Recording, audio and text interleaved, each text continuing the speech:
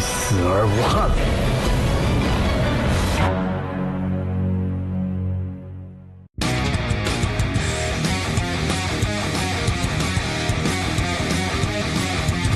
Halo guys, kembali lagi bersama Mimin di channel Nafilm. Bagaimana kabar kalian akhir pekan ini? Semoga masih tetap sehat aja ya.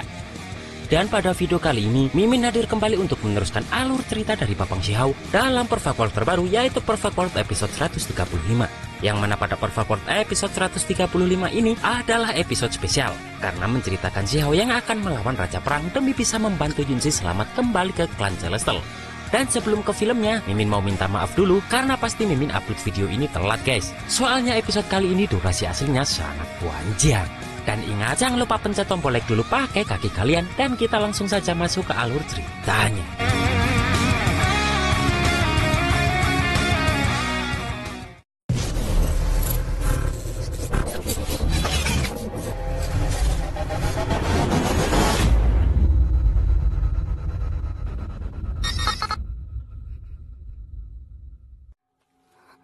Di daerah terlarang medan perang berdarah, terlihat Yunzi ini kebingungan mencari keberadaan Moshi.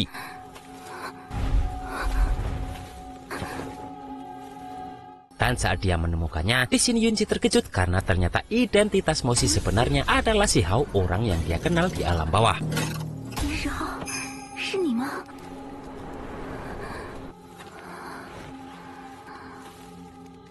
Namun ternyata itu hanyalah mimpi Yunzi belaka, yang mana terlihat jika Yunzi ini sangat merindukan Xiao.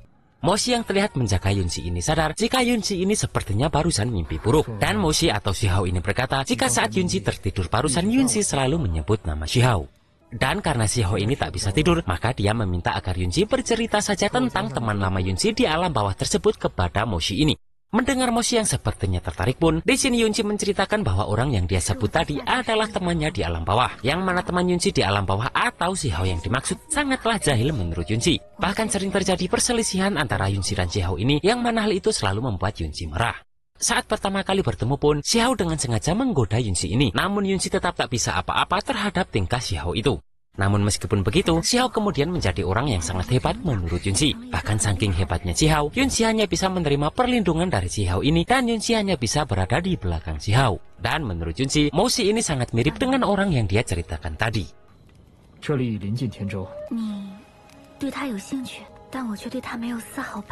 Xiao yang mendengar semua itu pun tak menyangka jika ternyata Yunzi ini mengingat semua tentang dirinya. Yunzi pun kembali berkata jika kadang dia berpikir bahwa Moshi dan Xiao adalah orang yang sama. Sambil menyelimuti tubuh cantik Yunzi pun, di sini Xiao masih belum mengakui identitas aslinya dan hanya berkata aku adalah aku dan bukan bayangan dari orang lain.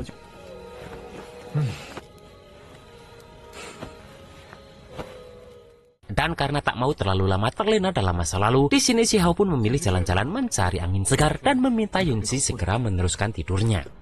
Saat berjalan sendiri, terlihat Xiao ini muntah darah karena beberapa waktu ini dia terus mengalami pertempuran sengit. Dan meskipun Xiao sudah meminum pil Celestial untuk menyembuhkan luka luar, tapi Xiao masih perlu waktu untuk pulih sepenuhnya. Dan Xiao berpikir agar lebih baik cepat membawa Yunzi ini kembali ke dataran langit, karena semakin kesini Yunzi semakin curiga akan identitas asli Xiao ini.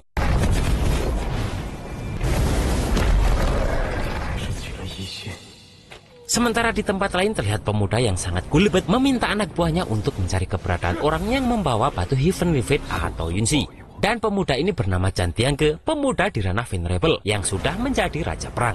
Xiao dan Yunzi ini pun terus berjalan sampai di sudut perbatasan daratan. Namun tiba-tiba Xiao merasa jika ada yang salah di depan mereka ini.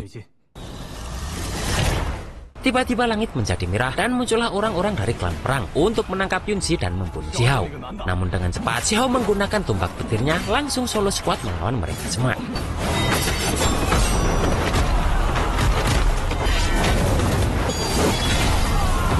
Tak berhenti di situ saja, karena di sini Jan Tiange ini tiba-tiba muncul dari atas. Bahkan di sini dia langsung menggunakan formasi prasasti suci untuk membunuh Xiao dalam sekali serangan.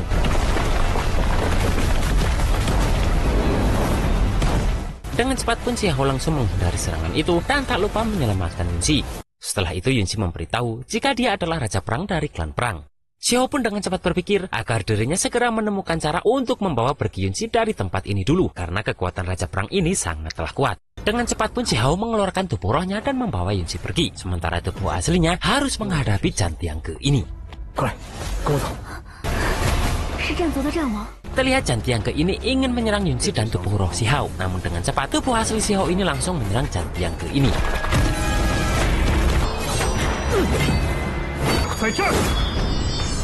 Jantiangge yang menerima serangan Xiao tahu bahwa Xiao ini sedang terluka parah. Dan meskipun tubuh fisik Xiao terlatih dengan baik dilihat dari gerakan dan keterampilannya, namun semua itu masih diperparah karena Xiao membagi dirinya dengan tubuh rohnya, yang mana itu membuat Xiao menjadi semakin lemah. Bahkan dengan mudah, Jantiangge ini menyerang Xiao dengan teknik semangat juang abadi. Tak hanya di situ saja, karena Jantiangge ini tak akan melepaskan Yunzi begitu saja, meskipun dia berada dalam perlindungan tubuh roh Xiao ini. Bahkan mereka sudah terperangkap dalam alam rahasia yang dibangun Jantiangge ini.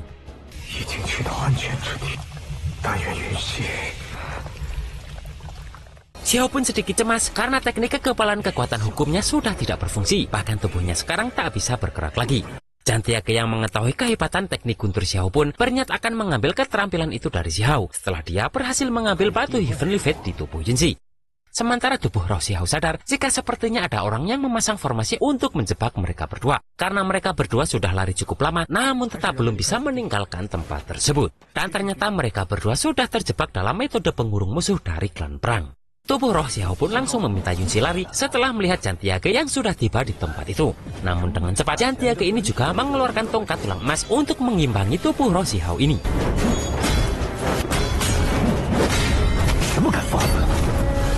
Xiao pun terlihat sangat khawatir saat serangan Jantiangge ini menyasar ke arah Yunzi. Namun kembali lagi dia menggunakan teknik semangat juang abadi untuk mengalahkan tubuh roh Xiao ini.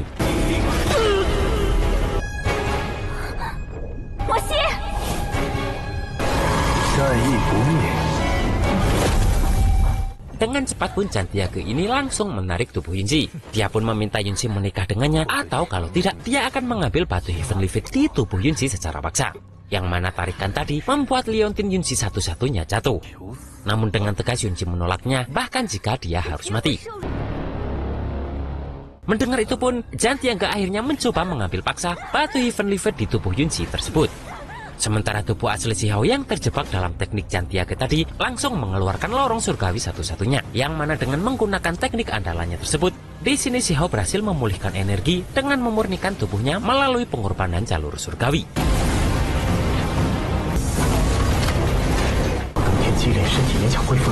Di sini Jantiangge ini hampir mendapatkan batu Heavenly Fate yang dia maksud, namun lewat serangan tangannya dengan cepat Xiao ini menyerang Jantiangge.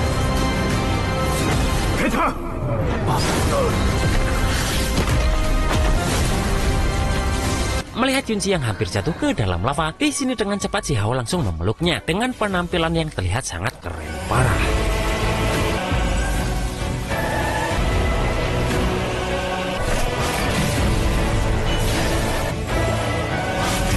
Sementara Jantiangge terlihat bingung karena Xiao bisa dengan cepat ke situ, padahal tadi dia melihat Xiao ini masih sekarat. Karena emosinya sudah mulai terbakar, di sini Jantiangge ini langsung menggunakan teknik tubuh Raja Perang.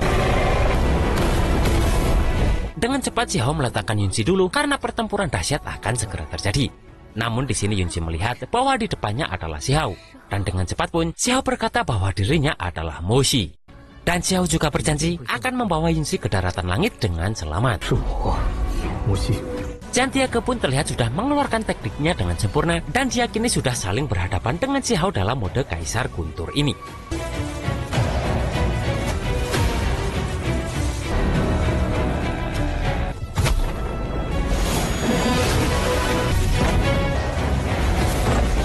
Dengan cepat pun Xiao berinisiatif menyerang dulu meskipun tubuh dari teknik Jantiangge ini terlihat lebih besar.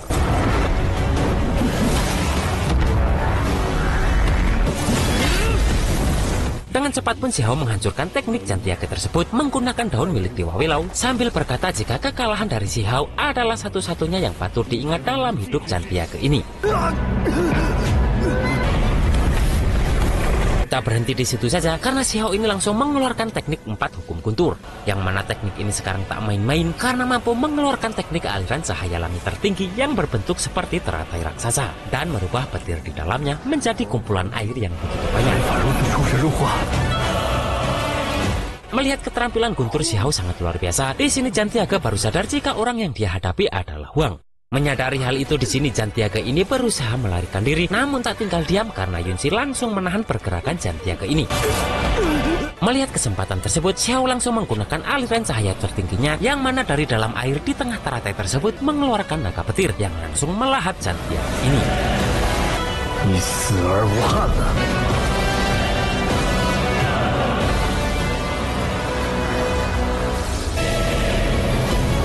Setelah berhasil mengalahkan Jantiaga, di sini metode pengurung musuh klan perang tersebut langsung pecah. Tak terasa karena pertarungan tadi, di sini mereka berdua sudah sampai di pinggiran daratan iblis dekat daratan langit. Dengan cepat Xiao pun merangkul tubuh Yunzi yang terluka, namun terlihat Yunzi masih memikirkan liontin jiwa luhurnya yang jatuh ke dalam lava tadi. Bahkan di sini Yunzi sampai mengeluarkan air mata kesedihan karena kehilangan leontinnya tersebut. Xiao pun bertanya kenapa Yunzi sampai begitu sedih, padahal itu hanyalah anting biasa. Dan Xiao mengajak Yunzi segera pergi karena kemungkinan ada orang lain datang karena pasti seseorang telah memperhatikan pertempuran tadi. Yunzi pun bertanya apakah memang Mushi ini tak tahu apa arti dari leontin jiwa luhurnya tersebut. Dengan cepat pun Xiao mengaku jika dia memang tak tahu. Mendengar jawaban Xiao itu, Yunzi bertanya jika memang Mushi ini bukanlah Xiao, lantas kenapa Mushi ini selalu terlihat seperti Xiao. Bahkan hal itu membuat Yunzi bertanya kembali siapa sebenarnya Mushi ini.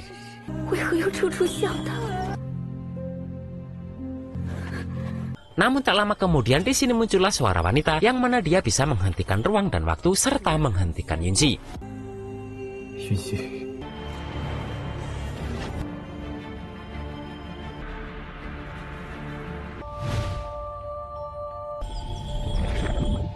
Dengan cepat Xiao pun bertanya siapa yang melakukan trik ini, namun wanita itu berbalik tanya apakah Xiao yang menyebabkan guntur tadi. Bahkan wanita itu mendengar dari pohon hantu darah iblis jika Xiao akan muncul di tempat ini. Dan wanita itu bernama Ye Jingxian, junior dari Kaisar Ye Tian. Dan jelas saja Ye Jingxian ini adalah cucu dari Ye Fan di Shrouding the Heavens. Di sini Ye Jingxian ini menyangka jika Xiao adalah reinkarnasi dari Kaisar Petir kenalannya di masa lalu. Dan meskipun Xiao tak mengenalnya, di sini Xiao berkata jika seolah-olah dia memanglah reinkarnasi dari Kaisar Petir di masa lalu untuk mencari tahu apa yang sebenarnya terjadi. Ye Jingxian ini awalnya ingin menggoda Xiao, namun ternyata Kaisar Petir sekarang tak semenarik sebelumnya menurut Ye Jingxian.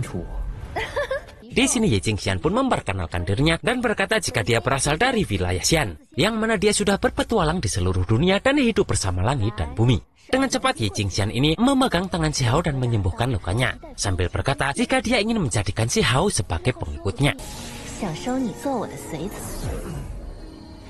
Mendengar itu jelas saja Xiao tak mau, karena meskipun dia sudah merawat luka Xiao, namun Ye Jingxian ini terlihat selalu menyombongkan diri. Ye Jingxian yang terlihat sangat baik pun berpesan agar kelak Xiao bisa menyebut namanya jika terjadi bahaya yang menimpa Xiao, dan kemudian dia pun pergi. Melihat itu Xiao pun bingung karena wanita itu begitu misterius dan Xiao juga tak tahu apa maksud dan tujuan wanita itu. Meskipun memang wanita itu tak membuat masalah dengan Xiao ini. Dan Xiao hanya bisa berharap jika mereka berdua tak menjadi musuh di masa depan karena wanita itu mempunyai kekuatan yang sangat besar. Sementara Ye Jingxian yakin jika mereka berdua tak lama lagi akan bertemu kembali melihat Xiao yang gagah dan suka menyendiri dengan hati yang tangguh. Dan sebelum pergi Ye Jingxian memberitahu jika setelah kepergiannya butuh waktu sebentar agar ruang dan waktu kembali bergerak. Melihat Yunzi yang masih belum bergerak, di sini Xiao sadar jika dirinya tak bisa terus melibatkannya dan membuatnya terluka hanya karena terlalu banyak masalah pada Xiao. Dan Xiao hanya bisa berharap agar Yunzi hidup dengan damai di klannya dan melupakan Xiao.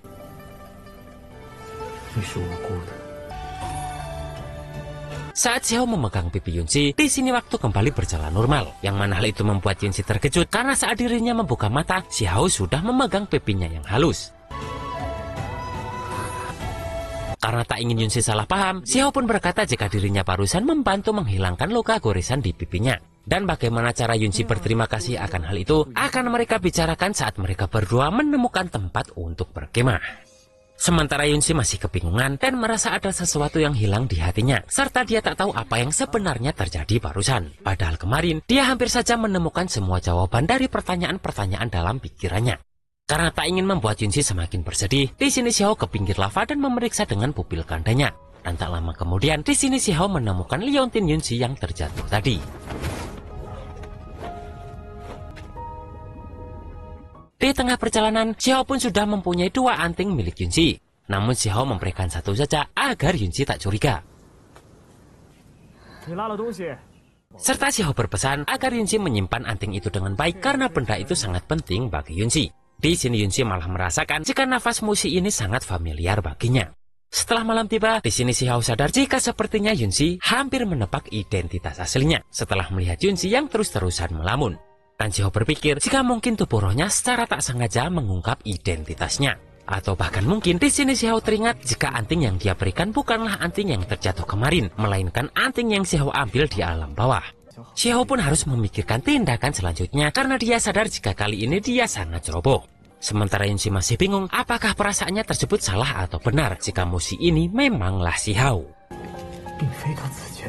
Hari berganti dan mereka berdua sekarang berada di perbatasan daratan langit. Yang mana setelah menyeberangi lembah, maka mereka akan segera sampai di klan Celestial tempat Yunzi berada. Si Hao pun terlihat lega karena janjinya sudah terpenuhi dengan membawa Yunzi selamat kembali sampai daratan langit. Dan Si Hao hanya bisa berharap yang terbaik untuk Yunzi setelah dia kembali ke klannya.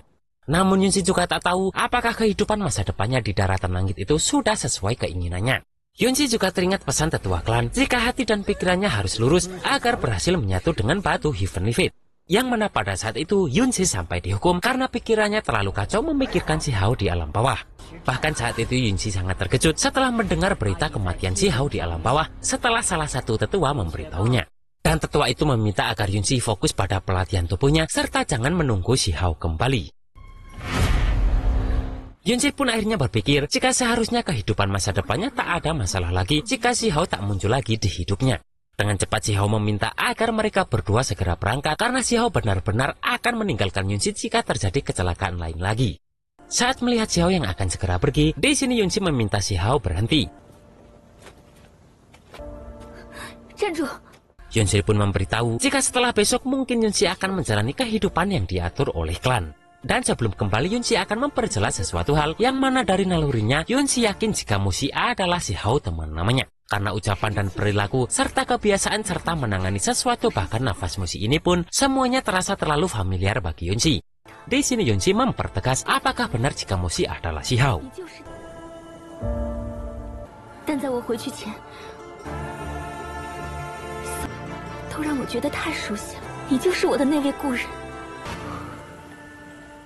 Di sini terjadi adegan yang mana adegan tersebut memutar waktu dan merubah tubuh mereka dari mereka bertemu pertama kali sampai mereka dewasa sekarang.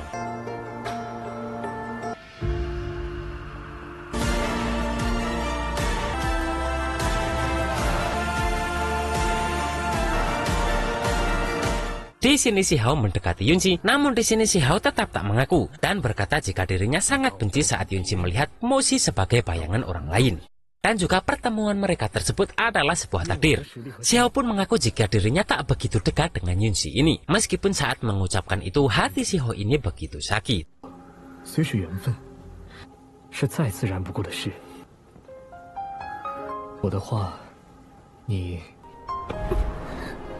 Di sini Yunzi berkata, jika memang semua perkataan Musi itu benar, Yunzi meminta Musi menjelaskan kenapa dia bisa memberikan liontin luhur yang lain yang bukan terjatuh kemarin. Yang mana jelas saja nafas yang tertinggal di dalamnya jelas bukan berasal dari anting yang terjatuh kemarin.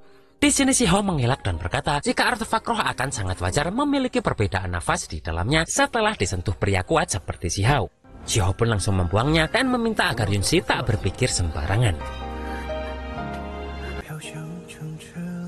气息再正常不过，被我这样的强者接触过。 Melihat semua perlakuan itu, di sini Yunzi kecewa karena semuanya hanyalah angan-angan Yunzi saja. Dan Yunzi akan mengingat kebaikan besar Musi ini karena Yunzi bisa selamat sampai hari ini berkat bantuan Musi ini.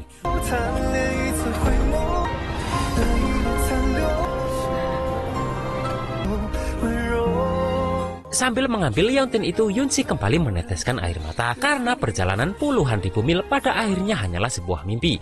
Dan Yunzi terlihat sangat kecewa dan bersedih atas kenyataan yang sangat pahit tersebut, bahwa kenyataannya Musi bukanlah Si Hao seperti apa yang dia pikirkan. Sementara itu Si Hao juga teringat semua momen kebersamaan dirinya dengan Yunzi di alam atas ini. Meskipun sebenarnya hati Xiao juga sakit karena harus membohongi Yunzi, namun itu semua dia lakukan demi kebaikan Yunzi ini.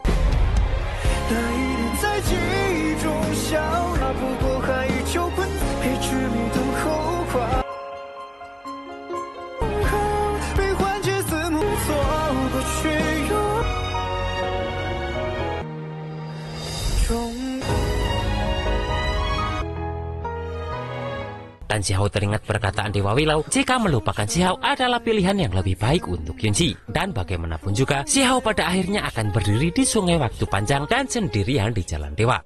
Serta sebab dan akibat seperti ini, Xiao akan menanggungnya sendiri. Oh anjay, Mimin jadi ikut sedih.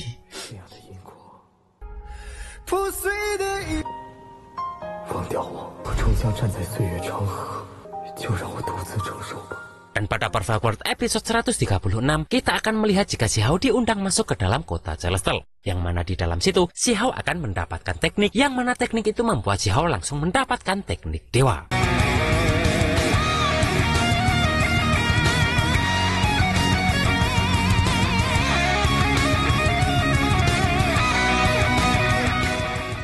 Dan itulah guys, alur cerita Perfect World episode 135 ini. Bagaimana menurut kalian episode spesial ini? 50-50 lah ya. Ada adegan gelut-gelutnya, tapi banyakkan adegan kucing sedihnya. Dan apakah identitas Xiao akan diketahui saat di kota Celestial? Kita tunggu saja di Perfect World episode 136 minggu depan. Akhir kata, maafin Mimin yang jelas pasti akan telat uploadnya. Dan see you next episode.